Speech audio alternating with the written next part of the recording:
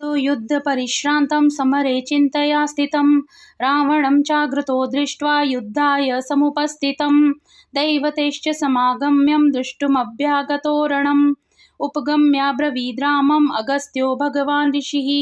राम राम महाबाहो शृणु गुह्यं सनातनं येन सर्वनरीन् वत्स समरे विजयिष्यसे आदित्यं हृदयं पुण्यं सर्वशत्रुविनाशनं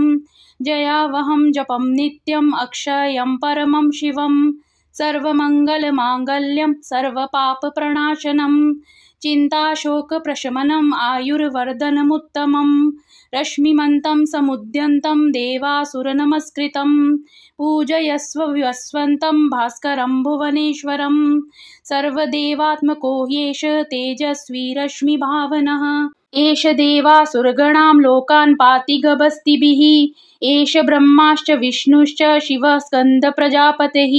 महेन्द्रो धनदः कालो यमः सोमो ह्यपाम्पतिः पितरो वसवः साध्या अश्विनो मरुतो मनुः वायुर्वनी प्रजाप्राण ऋतुकर्ता प्रभाकरः आदित्य सविता सूर्य खगः पूषा गभस्तिमान् सुवर्ण सृदशो भानु हिरण्यरेता दिवाकरः हरिदश्व सहस्रांची सप्त सप्तिर्मरीचिमान् तिमिरो मथन शम्भु स्पष्टा मार्ताण्डकोशुमान् हिरण्यगर्भः शिशिरस्तपनो भास्करो रविः अग्निगर्भोदिते पुत्र शङ्खः शिशिरनाशनः व्योमनामस्तमो भेदी ऋग्यजुषां पारगः घनावृष्टिरपामित्रो विन्ध्यावीथिप्लवङ्गमः आतपी मण्डली मृत्यु पिङ्गल सर्वतापना कविर्विश्वो महातेजा रक्त सर्वभवोद्भवः नक्षत्र ग्रहताराणो अधिपो विश्वभावनः तेजसामपि तेजस्वी द्वादशात्मान् नमोऽस्तु ते नमः पूर्वाय गिरये पश्चिमायाद्रये नमः ज्योतिर्गणानां पतये दिनाधिपतये नमः जयाय जयभद्राय हर्यश्वाय नमो नमः नमो नमः सहस्रांशो आदित्याय नमो नमः नमः उग्राय वीराय सारंगाय नमो नमः नमो पद्मप्रबोधाय प्रचण्डाय नमोऽस्तु ते ब्रह्मेशानाच्युतेशाय सूर्यायादित्यवर्चसे भास्वते सर्वभक्षाय रौद्राय वपुषे नमः तमोघ्नाय हिमग्नाय शत्रुघ्नाय मितात्मने कृतघ्नघ्नाय देवाय ज्योतिषां पतये नमः तप्तचामीकराभाय हरये विश्वकर्मणे नमस्तमोभिनिघ्नाय रुचये लोकसाक्षिणे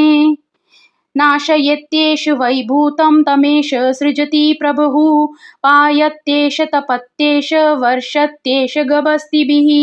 एष सुप्तेषु जागर्ति भूतेषु परिनिष्ठित एष चैवाग्निहोत्रं च फलं चैवाग्निहोत्रिणां देवाश्च क्रतवश्वे च क्रतूनां फलमेव च